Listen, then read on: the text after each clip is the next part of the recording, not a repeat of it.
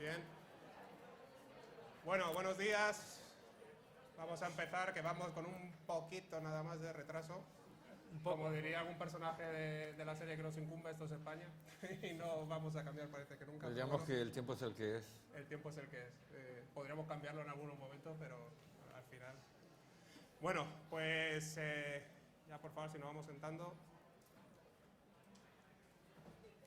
Damos la bienvenida y damos inicio a la mesa redonda sobre el Ministerio del Tiempo. Por favor. Como decía, damos comienzo a la mesa redonda sobre el Ministerio del Tiempo. Voy a hacer las presentaciones rápido, empezando por mi derecha del todo. Javier Olivares, creador de la serie del Ministerio del Tiempo. Javier es licenciado en Historia. Es que si no cerramos la puerta... Así no, ¿eh? Tú tira para adelante, que si no, no avanzamos. Ya, pero es que, bueno. Licenciado en Historia por la Universidad Complutense, como decía, tiene máster en Estética, ha ejercido como crítico de arte y como guionista, que es como desarrolla su labor profesional y como le gusta definirse en series como Los Serranos, Los Hombres de Paco, Pelotas, Camino a Santiago, entre otras. También ha creado un buen número de series como es Isabel, Víctor Ros, Kubala, Moreno y Manchón, Infidels y El Ministerio del Tiempo, junto con su hermano Pablo Olivares. A su lado está Pablo Lara, él es productor transmedia, Transmedia Producer, en Onza Producciones, la productora del Ministerio del Tiempo. Pablo es licenciado en Periodismo por la Universidad de Sevilla, tiene máster en Periodismo Profesional y Multimedia por la Complutense. Ha trabajado en distintas empresas, como en Territorio Creativo, donde ha ejercido labores de Community Management, o Under Magazine, donde fue jefe de sección.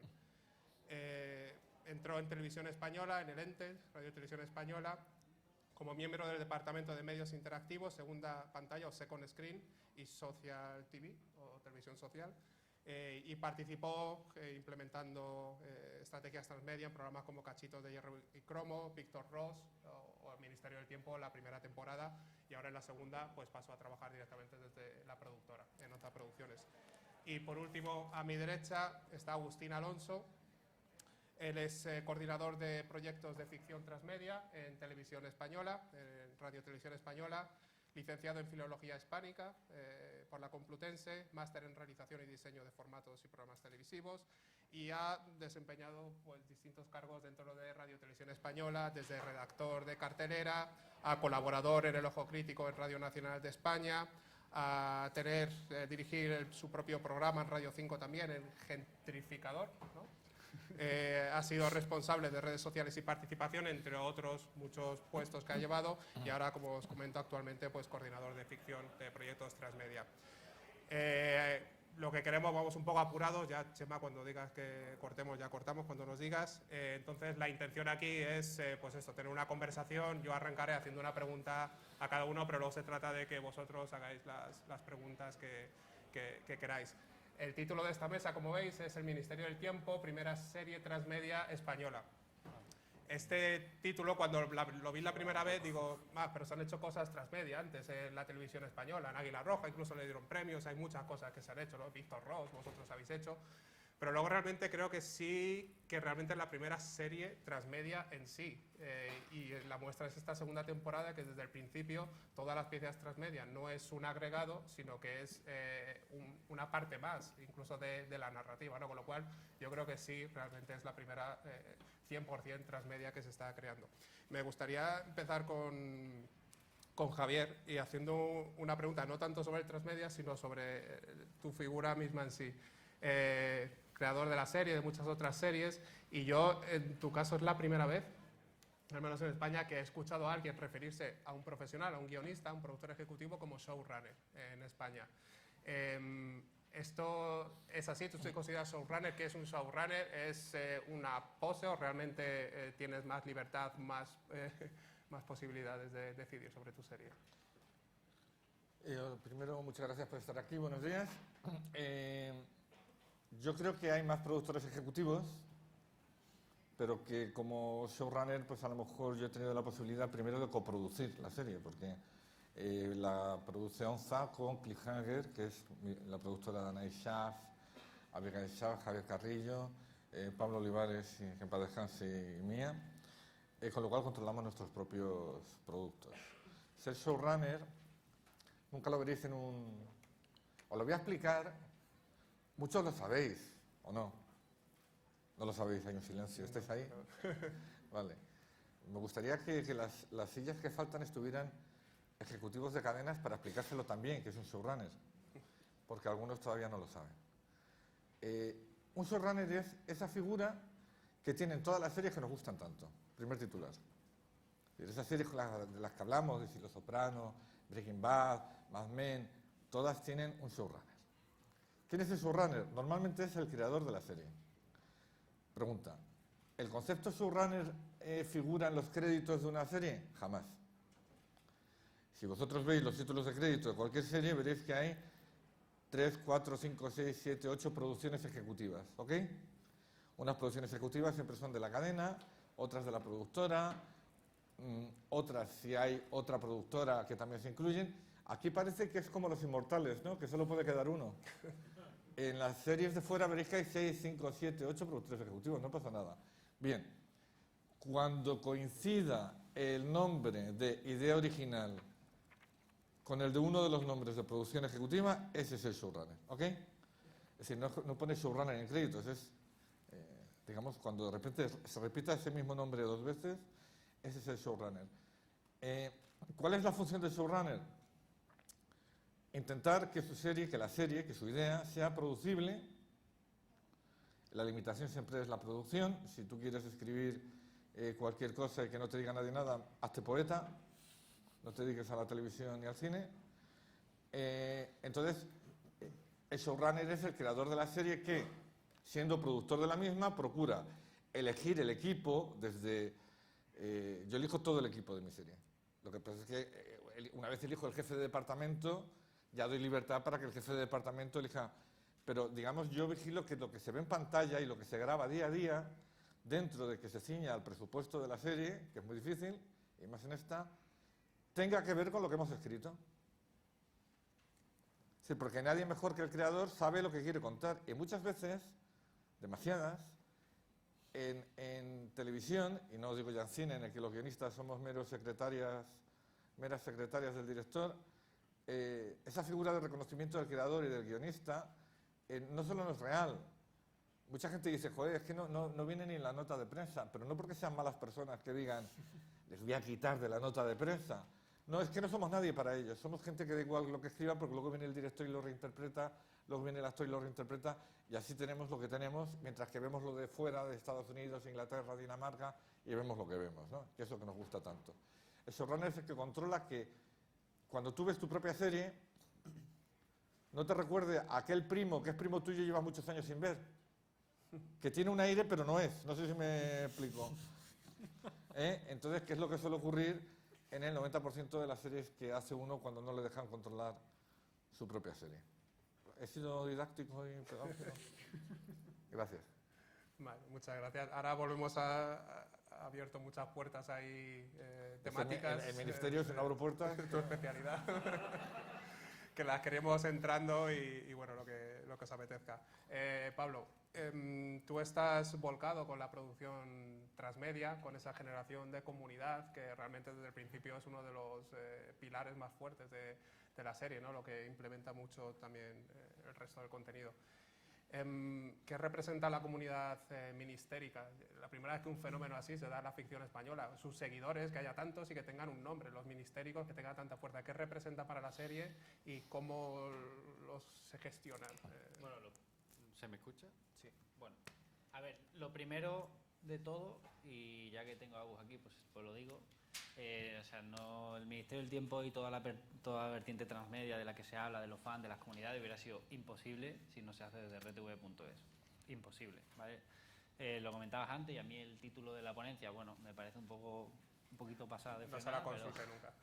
Pero en rtv.es se ha trabajado mucho todos los productos desde Isabel, que es súper importante hablar de la comunidad que se creó de isabelinos, bueno, Víctor Ross, Cuéntame, etcétera, etcétera, pues ellos han trabajado mucho desde eso.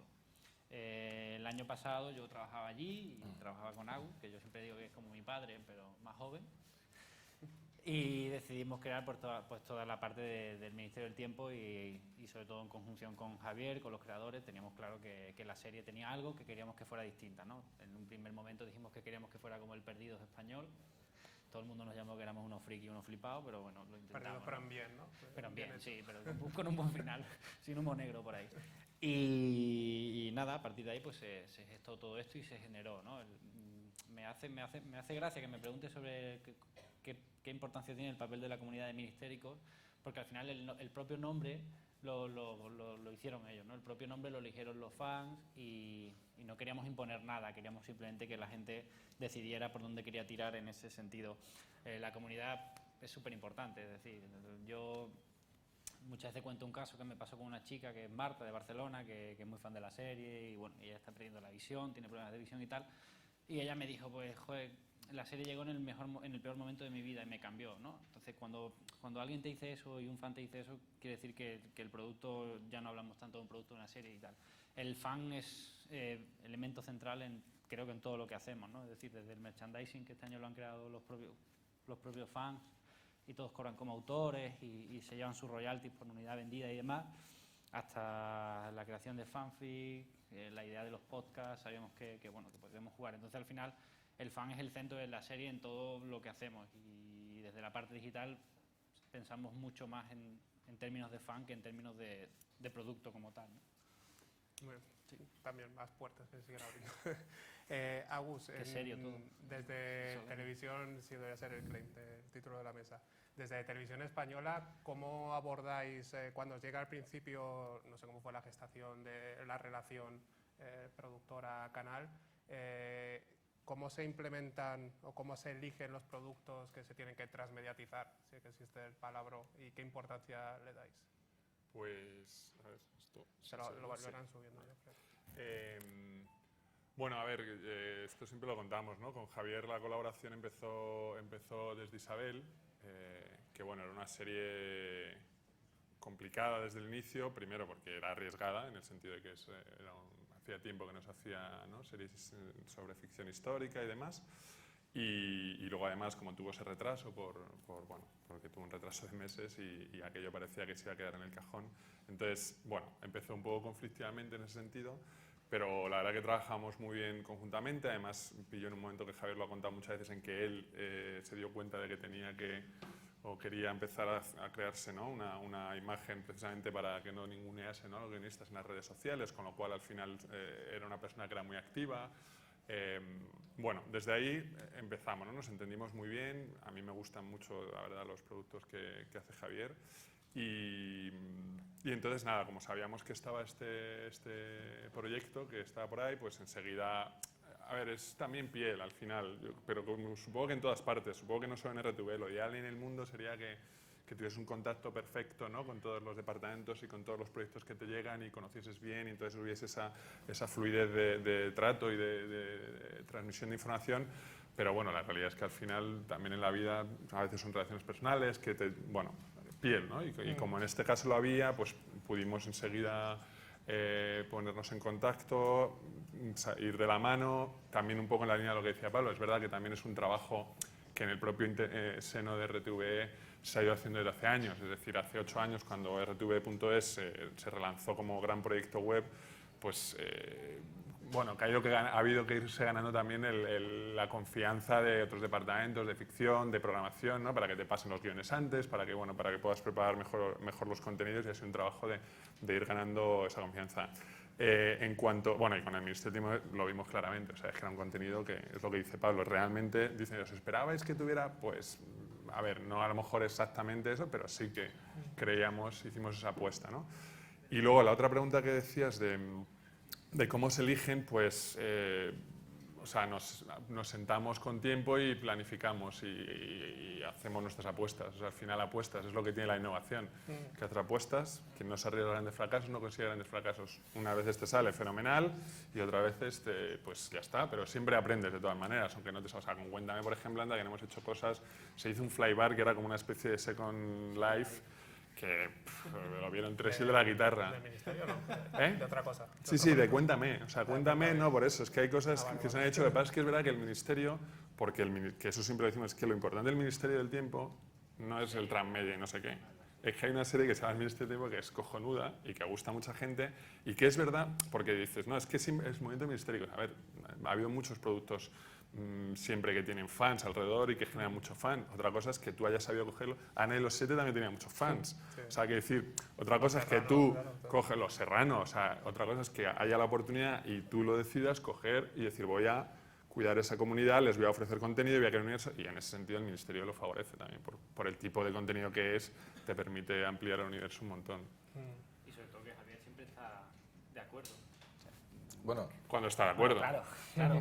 No, quiero decir, Pero lo que con dices es que nosotros, vamos de la mano. O sea, siempre es decir, es como una No, relación de... que luego hay gente que está más abierta y menos también. Javier está muy abierto a eso. Hay gente que no te lo pone nada fácil. O sea, con otras series que han estado en rodaje este año, estás intentando hacer cosas y es que son todo problemas, ¿sabes? O sea, y dices, oye, que te estoy haciendo, parece que te están haciendo un favor y es, oye, que estamos trabajando juntos, que esto es un equipo. Y al final Pero yo creo que el cambio también se produce cuando este año entro yo o entra otra persona Sí, eso es muy dentro de importante la también. producción, porque al final estás dentro, el equipo Sí. te apoya, dirección, producción, pues hablas con los guionistas, hablas con todo el mundo y cualquier cosa que quieres hacer es más fácil que si vienes desde fuera. Sí, es además súper el importante ese paso de incluir dentro de la producción una persona que piense y que produzca esas cosas que hasta ahora no lo había, por lo menos en España. Sí, porque al final en nuestro departamento tenemos una serie de personas, pero cada uno no está dedicado a un solo producto. Ojalá, ¿no? No hay un director de un producto, pues, igual que los productos ejecutivos en la tele, ¿no? Entonces, al final, que la productora tenga una persona que puede desde el principio, obviamente es un paso fundamental. ¿Cómo ha sido, cómo fue tu aproximación a este universo expandido de contenidos cuando, entiendo, está más acostumbrado a la televisión, que no es poco controlar todo lo que es el universo de una serie de televisión, de repente todo este contenido extra, ¿cómo yo creo que el concepto transmedia es muy moderno, pero lo que significa lo transmedia no está moderno. Más años que la U. Es decir, eso existe desde hace mucho tiempo. Ya que estamos en una universidad y ha surgido un tema como no, Olivares está de acuerdo con... Es que hay un error en la forma de trabajar en general que nosotros hemos procurado no tener. No se trata de que alguien, en este caso, ellos tengan una idea y yo como creador de la serie, o si yo como guionista tengo una idea y voy a ver a un ejecutivo de una cadena, no se trata de que el jefe te diga, o si yo soy el jefe aquí, diga, venga, vale, para adelante. Porque puedo decir para adelante o puedo decir, oye, ¿y si en vez de azul me lo pones rosa? ¿Y si en vez de esta actriz me pones una que sea rubia? Y ahí empiezan las tonterías. Ahí empiezan las tonterías. Es decir, es un mecanismo de trabajo obsoleto que se aplica demasiadas veces y que lo sufriréis. Aviso. Pero si algún día sois jefes, romped esa estructura. Para llegar a un trabajo de equipo bueno no se trata de dar el ok o no a lo que te presentan. Se trata de bajarse al barro con la persona que lo hace y empezar a crear desde el concepto lo que ellos te ofrecen y ver si a ti te gusta o no. Desde el concepto, no desde el arte final, para hablar en términos de diseño gráfico. ¿Me entendéis? Si ellos me dan un concepto y yo lo entiendo y lo asumo, porque me gusta, no hay una única manera de desarrollar bien ese concepto. ¿Me seguís entendiendo? Es decir, que es la mía, porque soy el que manda. No, nunca hay una sola manera de hacer bien una cosa. Tampoco hay miles, pero hay 3 o 4. Hay 3 o 4 o 5. Lo que yo sí tengo muy claro cuando analizo un concepto es cómo no se tiene que hacer. El cómo se tiene que hacer. Una vez me digan el concepto que tienen ellos, mi manera de trabajar es darles libertad para que ellos se sientan cómodos haciendo su concepto que a mí me ha molado. Pero no estar allí diciendo, oye, ponle una coma a esto. ¡Hala, ya lo firmo! Ya lo creo yo. No sé si me explico. Uno tiene que rodearse de profesionales que sepan más que tú de algo, que te pongan a prueba y les tienes que dar libertad para que ellos crezcan dentro del proyecto. Porque es la única manera, y no es, esto no es altruismo, es un egoísmo atroz, con leche, de hecho. Es decir, porque de esa manera ese profesional va a defender ese proyecto como si fuera suyo, porque lo es. Es que al final es suyo, claro. No porque es un subordinado de alguien que va por ahí y dice, no, bueno, mira, venga, toma esta flor, toma esta... Y ahora, me has caído gordo, no lo hagas así.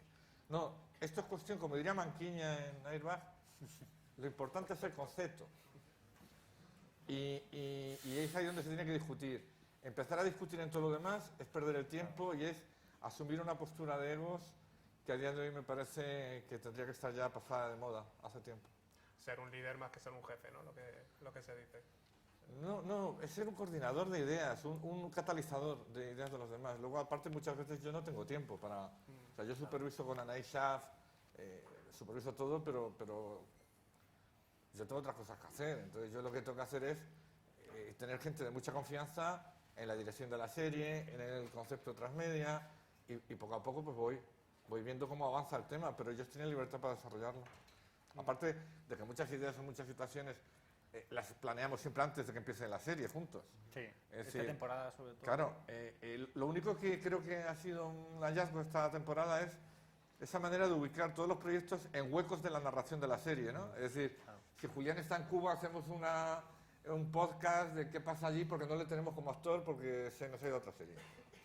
Almería. Y correr un túpido velo sobre ese tema. Si de repente Angustias también la podemos complementar con una webserie, la novela transcurre y la gente la lee y dice, oye, aquí hay spoilers. Pues no la leas.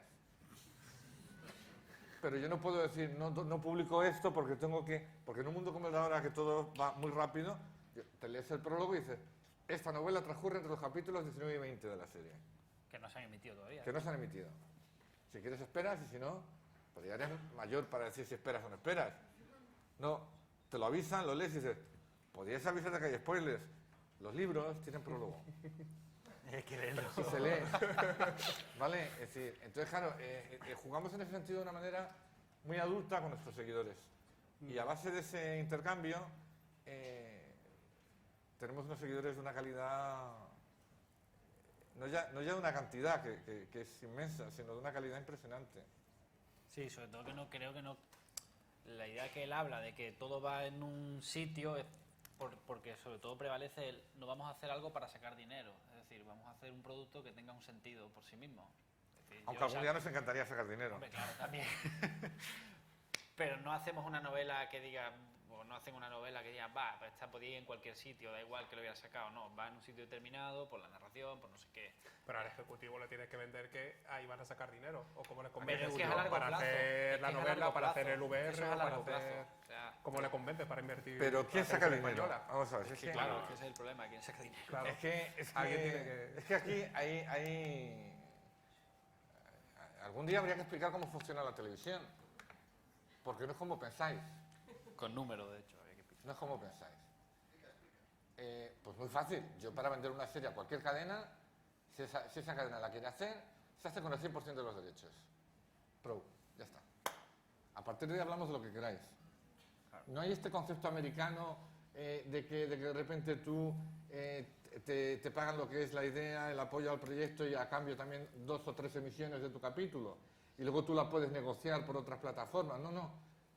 A mí cuando me dice la gente, oye, novelas y tal, ¿cuánto dinero saqué? No, si es que es de Televisión Española. Es que, oye, ahora cuando renováis, yo qué sé, si no es mía la serie. O sea, yo, por ejemplo, yo creo Isabel y no estoy de acuerdo con un concepto de tal y me voy y no pasa nada, aunque yo sea el creador de Isabel. Bueno, lo que pase o no lo tiene que ser el espectador, más que los niveles de audiencia, de comparar la Isabel que hice con mi equipo, la que se hizo después. Yo quiero Víctor Rossi y no se te llama para una segunda temporada.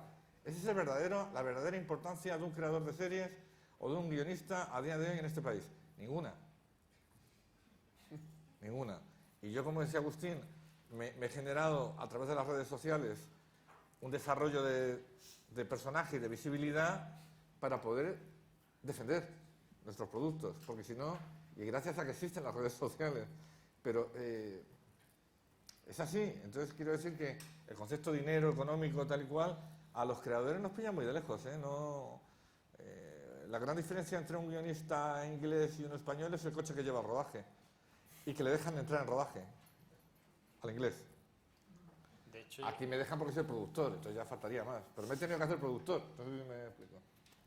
de hecho, yo creo que al final hay una diferencia en lo que estamos haciendo con el Ministerio, con el resto de cosas, es que creo que en el mundo visual se pretende que la ganancia sea al momento, al día después. Y yo creo que eso, cuando trabajas con un producto que quieres que perdure en el tiempo, no lo puedes hacer así.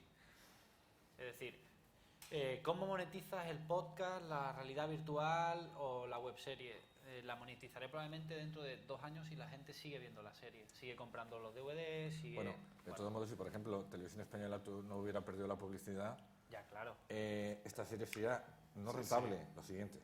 O sea, yo creo que hay dos partes. Una, por un lado, que yo es que sí creo que se puede sacar dinero, porque al final la publicidad se pone en soportes publicitarios. Si tú multiplicas los soportes, que es lo que haces al repartir contenidos en plataformas diferentes, estás multiplicando la posibilidad de conseguir más dinero. O sea que en eso estoy con Javier. Si RTV siguiera teniendo publicidad, sería una serie muy rentable, porque además la audiencia de Audímetro, que aunque no es la única, es con la que, por desgracia, hoy en día las marcas son lo que miden el dinero.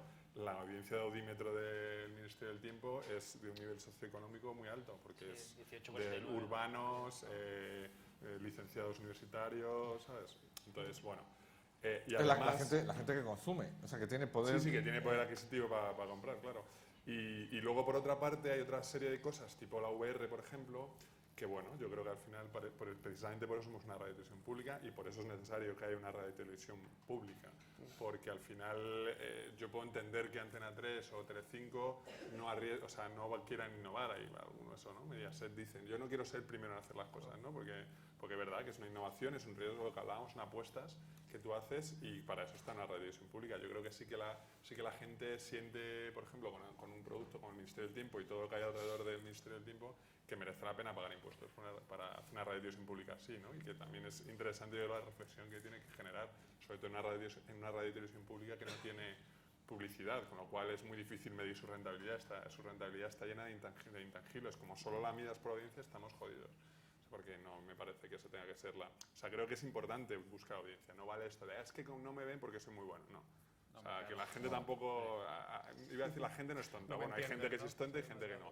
Pero quiero decir, hay grandes grupos de gente que quieren contenido de calidad y prestigio. Yo solo pongo un ejemplo que la gente, como va todo tan rápido, se olvida. Cuando se emite el último capítulo de la primera temporada de Isabel, que yo ya luego lo dejo, Isabel tiene 4.700.000 espectadores de audiencia, ganando a La que se avecina y Tu cara me suena. Sí. Claro. Ese era el estatus de televisión, nada más perder la publicidad, que no había bajado en picado. Es decir, que hasta incluso compitiendo en la audiencia ganábamos. Que no es cuestión de ganar, sino de estar bien y tener un público, porque esta ambición de no y tal, porque muchas veces otros para ganar juegan trucos que yo no jugaría nunca. Porque si hago esto tengo más audiencia. Si saco aquí una legión de tíos cachas en pelotas, ya verás cómo el pico que tengo ahí, nunca mejor dicho.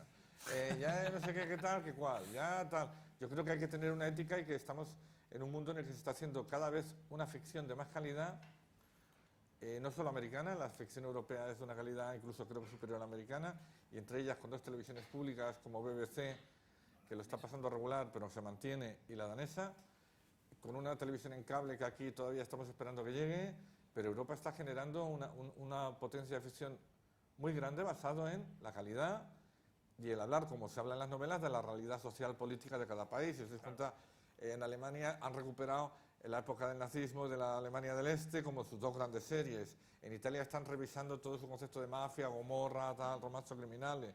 Es decir, todos están intentando verse delante del espejo y decir quiénes somos. Y no hacer una ficción evasiva, qué bueno, que sea de terror pero que no asuste mucho. Que sea de amor, pero hombre, que no duela.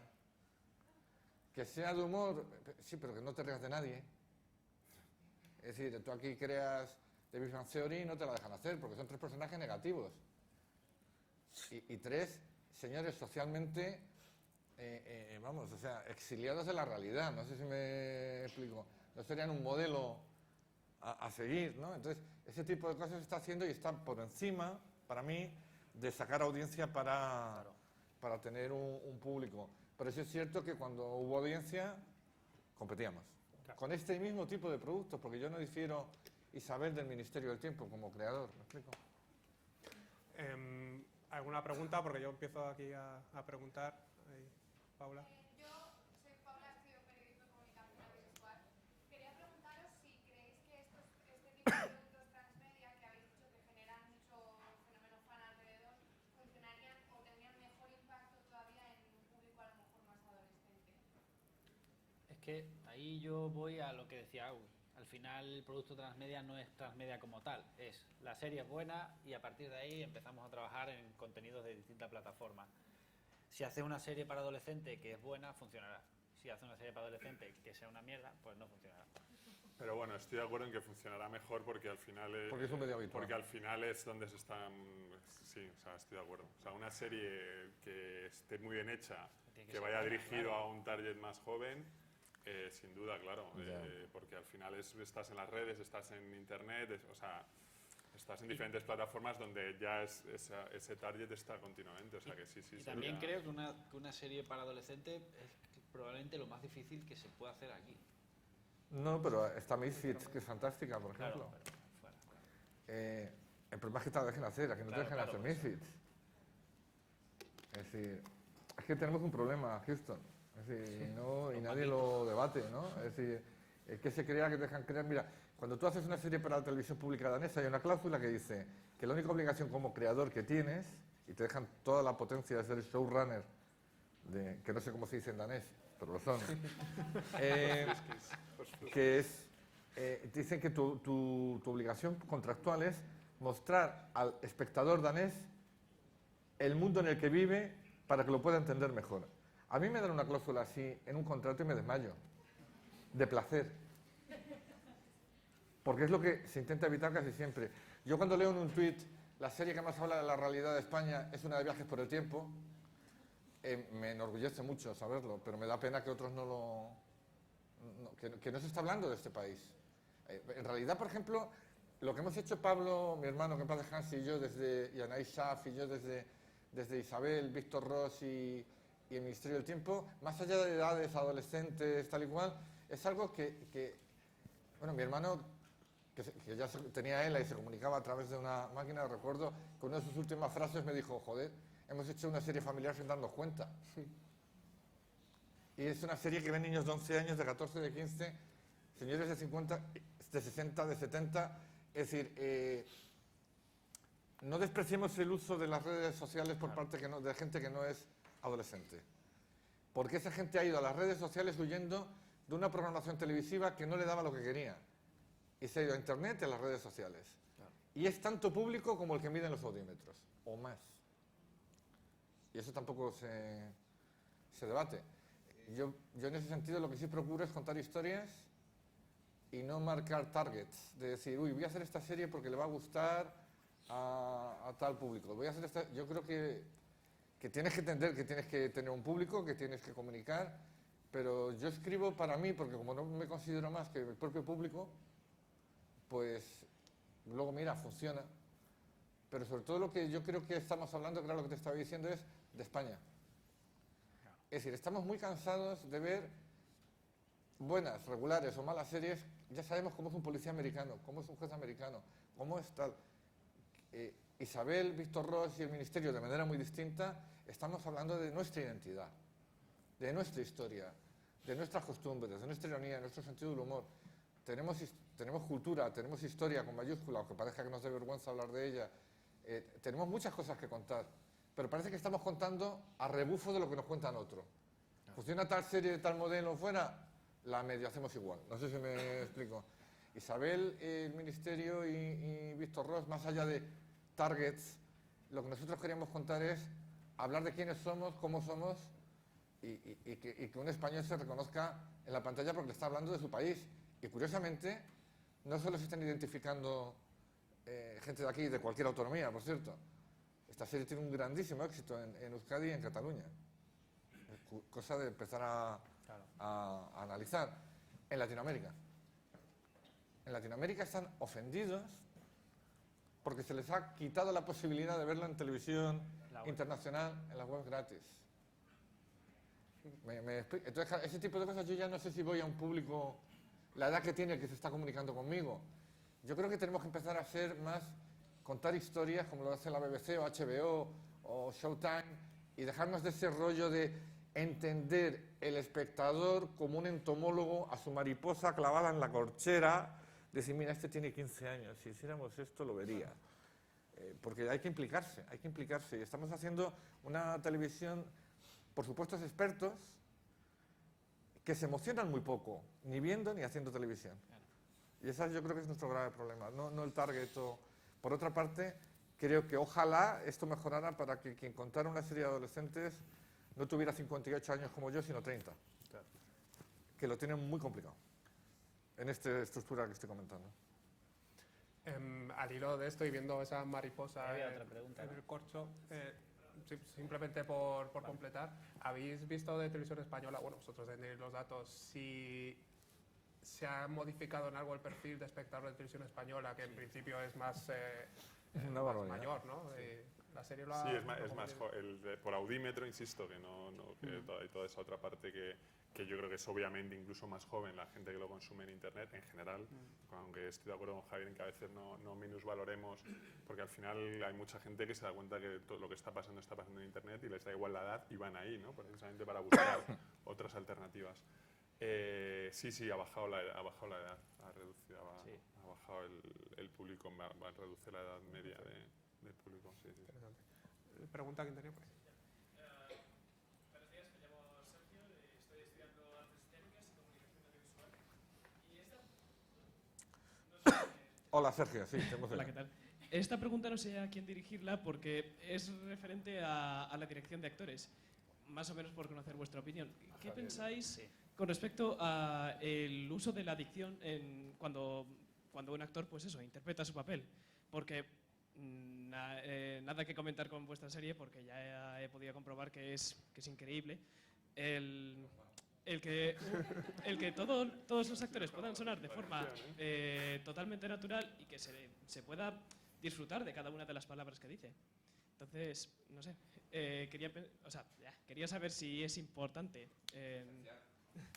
Es esencial, es decir, nuestra manera de comunicarnos, más allá de que digamos de que lo que dice un diálogo, porque hay gente que se cree que los guionistas escribimos los diálogos.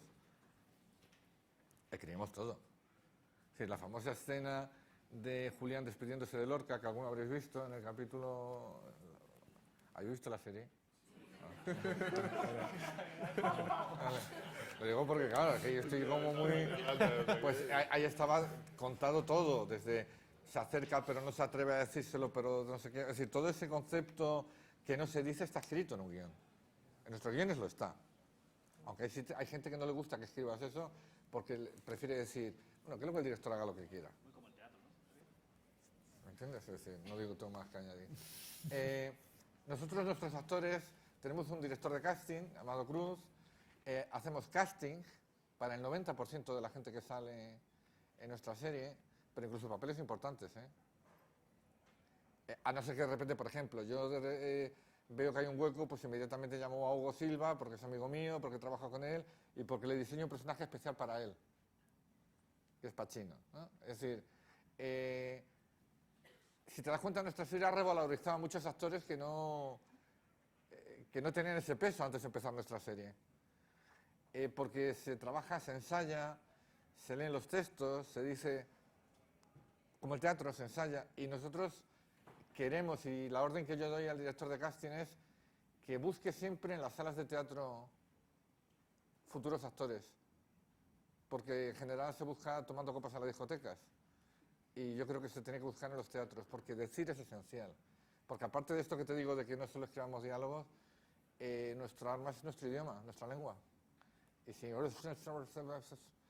pues es complicado, ¿entiendes? Pero sí, lo tenemos muy en cuenta, pero vamos, ni te imaginas. O sea, bueno, pero a veces no es problema de actores.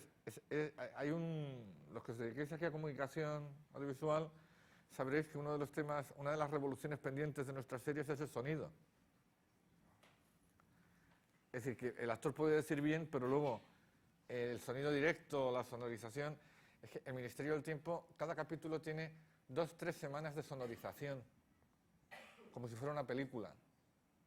Es decir, grabamos en 11 días, pero en sonorización estamos 3 semanas y en VFX 4. Con lo cual todo eso ayuda a que aparte se oiga bien. Y todo eso con el presupuesto que manejáis. De ese tema prefiero no hablar. Magia. Eso es más magia que las puertas casi De del ese ministerio. tema prefiero no hablar. ¿Alguna otra pregunta por aquí? Varias, bien. Por ahí, sí. 1, 2 y 3.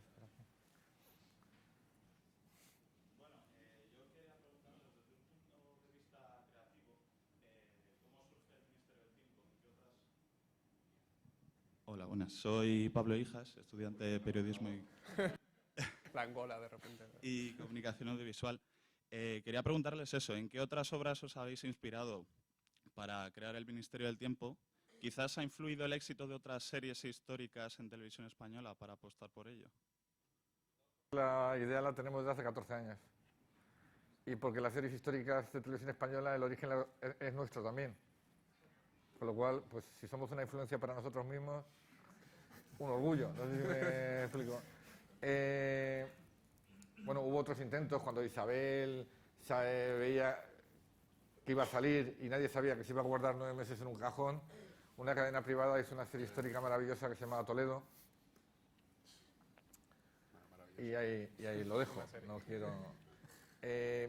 nosotros, mira, lo he dicho muchas veces en entrevistas, esta serie se crea hace 14 años en una cervecería en la Plaza Barceló con mi hermano. Mi hermano y yo estábamos escribiendo siempre juntos, pero la industria nos llevó a un punto en el cual él, para pagar facturas, se puso a hacer programas de primerísima calidad, El Informal, Caiga quien caiga, es decir, de primerísima calidad. De hecho, por ejemplo, para que te hagas una idea, el programa número 1, el piloto que se vende del Club de la Comedia, lo hacemos mi hermano y yo. O sea, no solo hemos hecho guiones de series. Pero hubo un momento en el que yo dejé de ser guionista porque no me sentía feliz escribiendo lo que me obligaban a escribir. Y claro, al final dejé de ver a mi hermano, dejé de escribir con él, y un día ya le llamo y le digo, oye, vamos a vernos.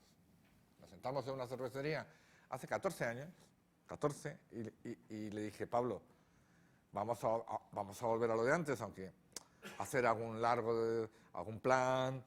Y le dije, vamos a crear una serie por el gusto de hacerla. Una serie que nos gustaría ver como espectadores, aunque no la vendamos nunca. Y 14 años después, bueno, 12 años después, cuando a mi hermano se le diagnostica ELA y todavía podía hablar, me dice, Javier, aquella serie porque 14 años antes yo dije eso, una serie que nos gustaría verla, y Pablo, que era un genio, dice, vale, una de Viajes por el Tiempo. Y dije, esa sí que no la vamos a vender. Y dije, sí, pero para que sea española y de Berlanga en un ministerio. Y dije, vale, ya, me rindo. Y ya no hicimos nada más, o sea, eso lo anotó, porque nosotros nos da mucho glamour, llevan un cuadernito con un bolígrafo siempre, y eso hace 14 años, de repente, cuando se le diagnostica, le dice, oye, vamos a hacer aquella serie, porque me gustaría tenerla lanzada y dossier y tal antes de morirme. Las palabras son así de duras, ¿no? Y la hicimos, y se vendió, la serie que nos hubiera gustado ver. Ese es el proceso de influencias, mucho más literal. Hombre, evidentemente, en aquella época cuando se nos ocurrió la idea, no éramos tan seguidores de Doctor Who como éramos Pablo y yo, ni de Torchwood. Era una influencia mucho más literaria, Las puertas de Anubis, La patrulla del tiempo, Asimov, Wells, cine, Time After Time, Time Bandits. Eran más influencias literarias, Bradbury. Es decir, eran mucho más influencias literarias que, sobre todo, influencias literarias o cinematográficas que más allá de la peripecia del viaje por el tiempo, utilizaba el viaje por el tiempo para mostrar emociones humanas, que es lo que es la serie. Pero no tenemos referencias ahí siempre. Ahora, mi consejo es que cuando tienes referencias, antes de ponerte a escribir, las tengas asimiladas. Las hagas tuyas, no sé si me explico. Porque si tú ves una serie que emiten la semana pasada en HBO y la ves, uy, joder, la voy a aplicar, al final lo que te sale es un plagio, ¿no? ¿Ya? ¿Te he contestado? He oído que la idea se va a exportar a Sí. otros países, Estados Unidos y México. Si lo podéis confirmar eso. Sí, en México y Brasil se exporta la serie tal cual, a Globo, ¿cómo se llama? La canal brasileño. Bueno, está Televisa. Bueno, por eso te lo estoy explicando. Aquí se exporta la serie porque, bueno, se puede entender y porque se está demandando. En China, evidentemente, se exporta la idea. Que me encantará verla cuando la tenga. Bueno, los chinos tienen mucha historia. Ya está a punto de también salir. hacer Portugal se está ministerio. preproduciendo. Y yo creo que estamos muy cerca en Francia y sobre todo Italia. Que me hace mucha ilusión porque si hay un país que tiene que tener Ministerio del Tiempo es Italia. Porque además te puedes ir hasta Roma entendiéndote, no como aquí, ¿me entiendes? Es decir, que el castellano luego es más posterior. Y en Estados Unidos hay interés, pero también hay otros movimientos de series muy parecidas a la nuestra que se están produciendo, demasiado parecidas a la nuestra, que también nos está descolocando un poco en el concepto comercial. Por ahí en medio. Sí. Ahí y ella, estamos ahí, sí, uno y dos.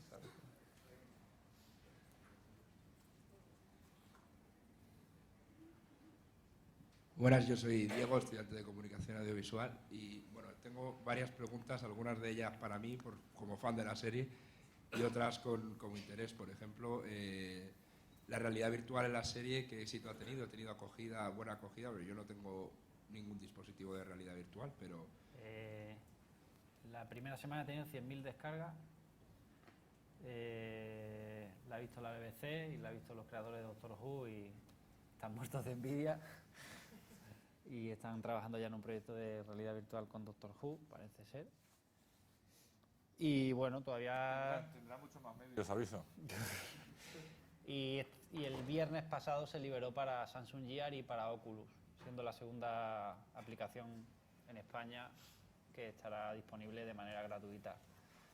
Yo he estado muy inmerso en el proyecto y es un orgullo hacer algo así que sea español y que la crítica de Estados Unidos, Inglaterra, hayan dicho con palabras textuales. De hecho, el otro día el que se encarga de la cinemática de Parque Jurásico dijo que era lo mejor que había visto en su vida de realidad virtual. Entonces, bueno, no está mal. Sí, es que además es algo que estamos viendo por delante, entonces cuando vas por delante pues obviamente no tiene el mismo, no todo el mundo tiene. De todas maneras es más fácil de lo que parece el consumo, o sea, puedes tener las cardboards estas que por 15 euros de cartón, o sea, no es tan complicado, pero es verdad que al final es lo que tiene innovar, o sea, que decir, cuando vas por delante pues... pero sí que os puedo decir que es un contenido de primerísimo nivel, al margen de lo que digan, que pues esto lo subraya lo que puedan decir expertos de otros países, pero es que estamos siendo pionerísimos en eso. Entonces, bueno, cuando eres pionero, pues obviamente no llega a todo el mundo. Luego irá llegando, supongo que llegarán los premios, que esas cosas también ayudan a difundir, pero vamos, la recepción es muy buena porque el producto es buenísimo. O sea, vamos, es Se muy ha hecho bueno. con mucho cuidado y con mucho mimo y todos los detalles. Para que te hagas una idea, empezó el proyecto en julio y se presentó hace 2-3 semanas, creo. O sea, ha sido casi un año haciendo un proyecto de realidad virtual, con lo que eso conlleva, claro. Venía por Doctor Who precisamente, que si creéis vosotros que la acogida que haya podido tener la serie aquí en España viene por todo el boom que ha habido de Doctor Who desde esta nueva generación de Doctor Who.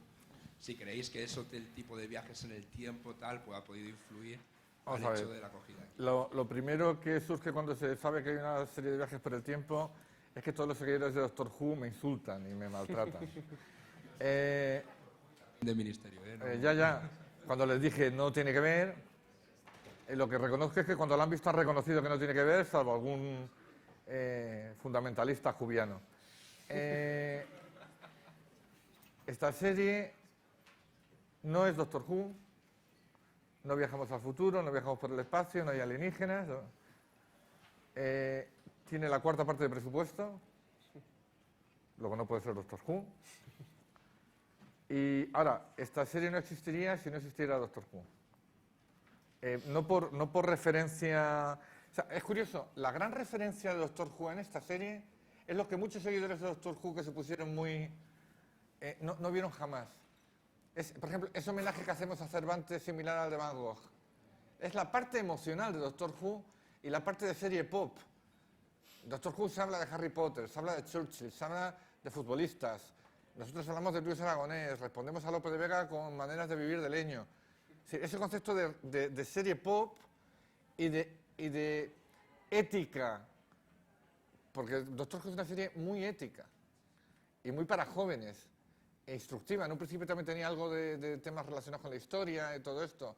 En ese sentido es donde nosotros bebemos de Doctor Who, no en la peripecia, para nada. En la peripecia, de hecho, yo creo que Doctor Who es una serie que tiene enormes capítulos, pero no tan enormes temporadas. Y que por eso es tan difícil.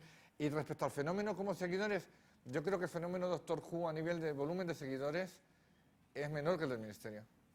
De lejos, en cuanto a cantidad. Es público diferente. Y porque Doctor Who se ha metido de aquella manera en televisiones tal, y no es muy difícil seguir Doctor Who si no lo haces de una determinada manera que se supone que es ilegal. Más activo. ¿Vale? Sí. Bueno. Luego ya las dos últimas preguntas. Espera, déjale una a ella y luego haces tú otras dos.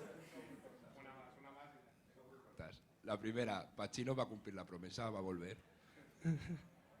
Pues te lo digo, yo no sé si hay ni tercera temporada, con lo cual no sé si volverá Pacino ni si volveré yo. No, bueno, pues sí, pero pero hay un fenómeno también mediático que me gustaría, es decir, cuando de repente se anuncia que viene Hugo Silva en las redes sociales, ya para revistas del corazón, le sacarán en pelotas para tener más audiencia, vaya mediocre, qué casting de mierda. Y dice, joder, déjame trabajar. Si me dijiste lo mismo de Rodolfo, de Cayetana, de que esto era una serie de Doctor Who a la española de mierda, luego ya pasa, no está mal parecer una serie española, luego, oye, pues está muy bien. Sí, vamos a tener menos prejuicios y vamos a trabajar. Y ahora resulta que todo el mundo odia a Julián. Y dices, joder, o sea, podría entrar en ese debate, pero lo que quiero dejar muy claro es que esta serie tiene humor, tiene ironía, tiene comedia, pero no es una comedia. De hecho, los vanguardistas hacen un capítulo como el de Napoleón en el que queremos que sea 100% comedia, como homenaje a Renoir, a la Kermesse Heroique, a Aló Aló o a Lubitsch. En ese tipo de comedia blanca, que no hace falta decir groserías para hacer una comedia de alto nivel. Pero lo hacemos por chulería, no porque la comedia va implícita continuamente en nuestra serie, pero esencialmente es un drama histórico. Entonces, ese rollo de, es que Julián es un amargado. Pues como yo, que soy el que escribe la serie, y eso no es democrático.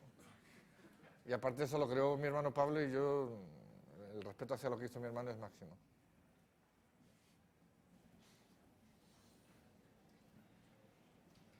Hola. Primero quería felicitaros por la serie. La gente que venimos de los años 80, para nosotros ha sido un bombazo. Los fans de Regreso al Futuro, Indiana Jones, lo vivimos con mucha intensidad. Sé que el presupuesto es un gran obstáculo. Has hablado en muchas ocasiones de lo que harías o dejarías de hacer, pero ¿qué es lo primero que para ti es indispensable si consiguieras una ampliación de presupuesto? ¿Qué harías? Ya tengo pensado que haría, pero no voy a mover un dedo hasta que no se pueda hacer. Es decir, cuando hablo yo de presupuesto, parece que es que yo estoy pidiendo... Javier Olivares pide dinero para su serie. No, vamos a ver. La ficción española está en un límite insoportable. Otra cosa es que el resto de productores se callen porque les vale con la serie que les den. No sé si me explico. Y porque, uy, si digo algo lo mismo no me dan. Pero en privado todos te dicen, esta barrera de 500.000 euros por capítulo es de 70 minutos es inasumible, porque nos obliga a repetir clichés, porque no hay dinero para más. Cualquier ficción europea normal tiene 700.000 euros, 800.000 euros, 50 minutos, no 70. Las grandes producciones danesas, alemanas, italianas, inglesas, francesas, tienen 1,5 millones, 2 millones, 3 millones de euros por capítulo. No estamos hablando de HBO ni de Estados Unidos, que es el truco, dicen, es que compararnos con Estados Unidos es otra historia. No, comparémonos con Europa, porque aquí somos europeos cuando a alguien les conviene. pero cuando no somos europeos. Y por cultura yo creo que hay una ficción estupenda en Europa que se nos impide ver, porque nos tienen copadas las majors americanas, y que es nuestra referencia a nivel incluso de producción y de presupuesto, etcétera, etcétera. ¿Qué haría si tuviera ese...? Hombre, yo te diré lo que no haré. Es decir, yo lo que no voy a dejar es que esta serie, a base de repetirse a sí misma, se convierta en unas historias de amor en los pasillos del ministerio. Porque este es el Ministerio del Tiempo, se viaja por el tiempo. Entonces, claro, a mí hubo un productor hace tiempo, que gracias a Dios no trabaja conmigo más, que decía, es que esta serie tiene que ser 60-70% en plato y 30% en exteriores. Digo, vale, entonces, ¿dónde viajamos?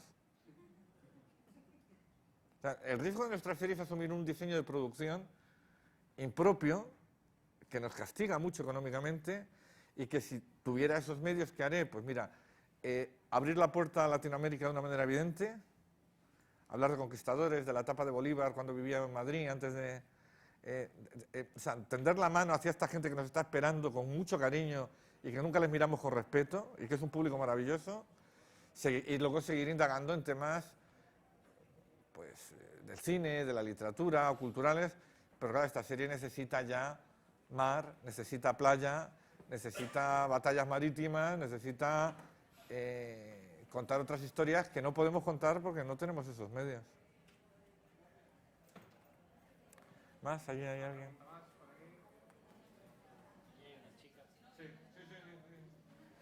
Te oímos. Yo quiero preguntar una cosa a nivel de guión, porque, bueno, hace unas semanas, con la llegada de Pacino, se produjo una paradoja temporal. Entonces, a la hora de afrontar el guión, Estáis esperando, ¿sabes? eso lo tenéis... Completamente claro. Me da igual la paradoja. No, ya está, sigue. Me da igual la paradoja. Es decir, lo he dicho desde que se estrenó la serie. Esta serie no es una serie de ciencia ficción, es una serie de género fantástico. Para empezar, si hubiera querido ser ciencia ficción, no se viajaría por el tiempo abriendo una puerta y entrando, y ya está. Es decir, utilizo los viajes por el tiempo para contar las emociones de nuestros personajes. Y hablar de lo complicado que debe ser tener que salvarle la vida a Lope de Vega y dejar que tu hijo se muera. Y comunicarme a nivel emocional con el público. No somos una serie de ciencia ficción. Y hay errores, y sobre todo errores, porque no es todo cuestión de dinero, es cuestión de tiempo para crear. Sí, para que os hagáis una idea, la segunda temporada se nos da el ok para renovar a finales de junio y quieren emitir en febrero, que es cuando emitimos. Es imposible hacer 13 capítulos así. No puedes pensar y se te escapan detalles. Más allá de que se te escapen detalles, no me importa, porque además, como hago siempre en las redes sociales, porque tengo el defecto de contestar, emplazo a cualquier experto de Regreso al Futuro, cualquier serie, película de viajes por el tiempo, a hablar de lo que me diga y a demostrarle que eso que se quejan de nuestra serie lo tiene su obra preferida.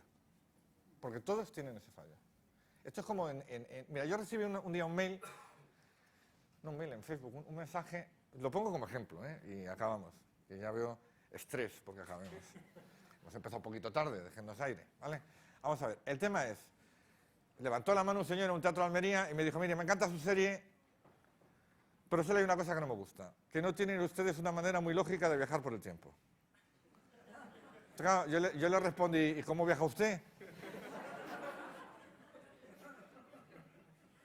Es decir, es que se da por hecho que hay una lógica de viajar por el tiempo. Es decir, y que no cumple esa... ¿Pero qué lógica? Es decir, y otro que me envió un mail documentado en la que decía que lo había estudiado detenidamente y que la ropa, la tela, no podría soportar los viajes por el tiempo, con lo cual siempre acabarías llegando a la otra época en pelotas. Lo cual le daría un morbo a la serie, ¿no? O sea, que no estaría mal. Pero claro, dices, bueno, y la piel lo aguanta y la tela no. Anda que no hay tejidos ahora mismo diseñados, tal cual. Es decir, lo bueno de esta serie es que todo el mundo la considera suya y te habla y te saca fallos y te saca... Muchas veces te sacan fallos que son de verdad, ¿eh? O sea, tenemos que andar con cuidado y no mirar nunca a nadie por encima del hombro. Pero la voluntad nuestra en cuanto a viajes por el tiempo no es hacer una ciencia ficción hard ni tecnológica. Yo creo que está clarísimo. Cualquiera que vea... ¿Sabes el problema que ha habido? Que yo creo que ha habido mucha gente que se ha incorporado a la segunda temporada y que no había visto la primera. Pero mucha, ¿eh? Y ha empezado a opinar y decía, joder, ¿y ahora cómo es que cambia hacia el tiempo? El pasado. Y yo respondo, porque lo llevamos haciendo desde el capítulo 1. Hemos salvado al hijo de Alonso, Julián se ha interferido en su propia vida, el empecinado lo hemos tenido que curar en un hospital porque si no... O sea, es decir, vamos a ver, es decir, el Guernica, hemos cambiado el tiempo, el pasado, en cada capítulo de esta serie. Dice, no, hombre, es que cuando quieres cambias el pasado y cuando no. No habéis visto la serie, que es distinto. Al contrario que el Barcelona, vamos a aguantar la presión un poquito y vamos a dar una última pregunta. ¿Una última pregunta tenéis? ¿Alguien una última pregunta? Sí.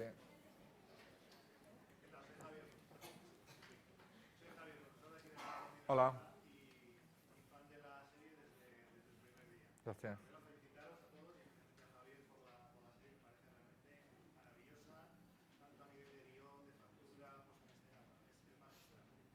Gracias.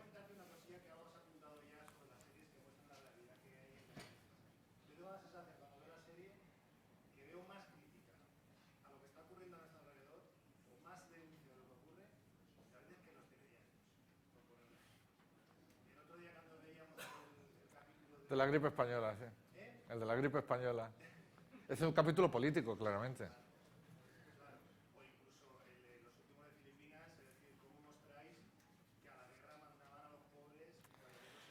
Claro.